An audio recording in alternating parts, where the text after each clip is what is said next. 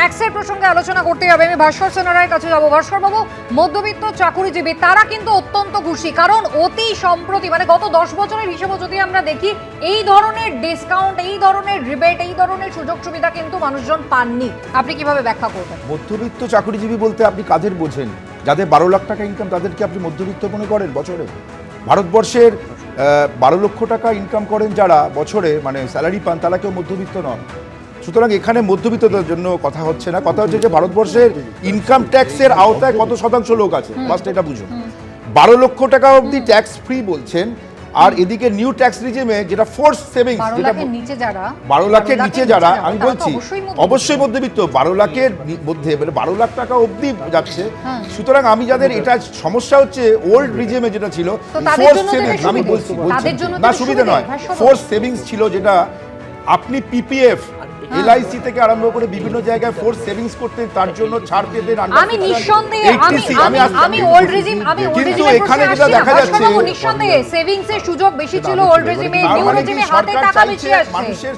মানুষের যে savings potentiality নষ্ট করছে, এবং এর সাথে সাথে ভাস্কর বাবু, প্রশ্নটা তো এখানে যে আজকে যে নতুন প্রজন্ম যারা আজকে রোজগার করছে নিউ রেজিমে, স্বাভাবিকভাবেই তাদেরকে উৎসাহ দেওয়া হচ্ছে, তাহলে আজকে যে ট্যাক্সের স্ল্যাবটা ভাগ হলো সেটা দেখে তারা কতটা উৎসাহিত হবেন? টেক হোম তারা বেশি পাচ্ছেন, নিঃসন্দেহে তাদের তো অপশন পাচ্ছে, টেক হোম বেশি পাচ্ছেন, সেভিংস পটেনশিয়ালিটি শেষ হয়ে যাচ্ছে। আচ্ছা বেশ, অভিরূপ বাবু, শেষ করে নিই, আমি আসছি ভাস্কর বাবু, আমি আপনার কাছে আসছি। ওল্ড রেজিম নয়, নিউ রেজিম, একেবারে নতুন প্রজন্মের জন্য কতটা উৎসাহ এই স্ট্রাকচার দেখে তারা পাবেন? আমি একটা কথা, আমি ওর সঙ্গে একমত যে দেখুন, ভারতবর্ষের পার ক্যাপিটা ইনকাম এই মুহূর্তে 2,12,000 টাকা, সেটা অ্যাভারেজ ইনকাম। তার মানে বেশিরভাগ মানুষই 7 লাখ টাকার কম আয় করেন বছরে।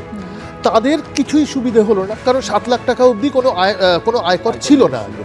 হ্যাঁ, অর্থাৎ এই যে বলা হচ্ছে নিম্নবিত্তদেরও সুবিধে, এটা কিন্তু ঠিক নয়। ইন অল ফেয়ারনেস আমি বলবো, নির্মলা সীতারামন কিন্তু একবারও ক্লেম করেননি যে তিনি নিম্নবিত্তদের সুবিধা করছেন, তিনি বলছেন মধ্যবিত্তদের কথা। এখন মধ্যবিত্ত আপনি যদি ডিফাইন করেন যে 12 লাখ টাকার ওপরে বা 7 লাখ টাকার ওপরে লেটসে, কারণ যারা 7 লাখ টাকার ওপরে আয় করেন তারাই সুবিধা পাচ্ছেন, তো সেইভাবে যদি ডিফাইন করে ইটস ফাইন, মানে তাহলে মধ্যবিত্তদের সুবিধে হচ্ছে। কিন্তু একটা বড় অংশের মানুষ ভারতবর্ষের, তারা কিন্তু একেবারে আনটাচ থেকে যাচ্ছে, তাদের কোনো সুবিধা হচ্ছে না। বেশ, কিন্তু গিগ ইকোনমি কথা বলেছেন, গিগ ইকোনমিতে আপনারা সামাজিক সুরক্ষার কথা বলেছেন, তাহলে গিগ ইকোনমিটাকে মেনে নিচ্ছেন, একদম। তার মানে স্থায়ী কর্মসংস্থান নেই। আমি পঙ্কজদার কাছে যাই। পঙ্কজদা, একেবারে অর্থনীতিবিদ হিসেবে আপনি কিভাবে ব্যাখ্যা করবেন যে ট্যাক্স স্ল্যাবটা দেওয়া হয়েছে সেটা কতটা লাভদায়ক? দেখুন, আমাদের যে পার ক্যাপিটা ইনকামের কথা বললেন, আমি সঙ্গে অ্যাড করে বলছি যে 12 লক্ষ টাকায় যারা আয় করছেন তাদের 80,000 টাকা ট্যাক্স সেভিংস হবে, যারা 18 লক্ষ টাকা আয় করছে তাদের 70,000 টাকা ট্যাক্স সেভিংস হবে, এবং যারা 25 লক্ষ টাকা মানে মধ্যবিত্তের মধ্যে ঢুকছে, নিম্ন মধ্যবিত্ত থেকে মধ্যবিত্ত, তাদের 1,10,000 টাকা ট্যাক্স সেভিংস হবে। আমরা সবসময় এটা মনে করি যে আমার প্রতি মাসে বা 11 মাসে কত টাকা আমার ইনকাম ট্যাক্স কাটছে। তাহলে যারা 25 লক্ষ টাকা, আমি যদি একটা উদাহরণ ধরে বলি, তাহলে পার মান্থ তাকে 11 মাসে 10,000 টাকা করে পার মান্থ ইনকাম ট্যাক্স কম দিতে হবে। বা আবার যদি বলি যে 18,000 টাকা, সেখানে আপনি 11 দিয়ে ভাগ করুন, যে 6,500 টাকা করে তার পার মান্থ ট্যাক্স সেভিংস হবে। সুতরাং এটা হবে না। এবং যারা 7 লক্ষ টাকা, তাদের তো আয় সেখানে দাঁড়াচ্ছে না, তারা তো তার পরের স্ল্যাবে যাচ্ছে বলেই তাকে আরেকটু ফ্লেক্সিবিলিটি দেওয়া হচ্ছে এবং রিলিফ দেওয়া হচ্ছে। এটার মধ্যে আমি জানি না যে কোনো বৈপরীত্য আছে কিনা, আমি মনে করতে পারি না।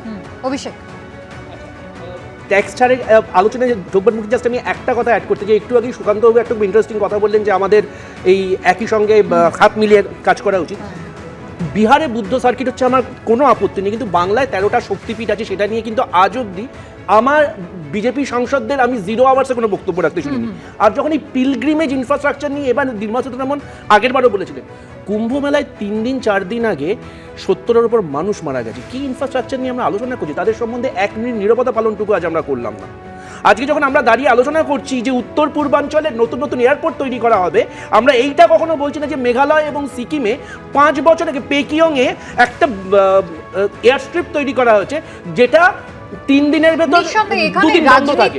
আমরা কি এগুলো ঠিক করতে চাইছি? রাজনীতির সমালোচনার জায়গা অনেক আছে অভিষেক, কিন্তু আমি খুব সাধারণভাবে জানতে চাইছি যে একেবারে নতুন প্রজন্ম নিউ রেজিমে যারা ট্যাক্স দেবেন, আজকের এই ডিডাকশনটা কতটা তাদের উৎসাহিত করবে।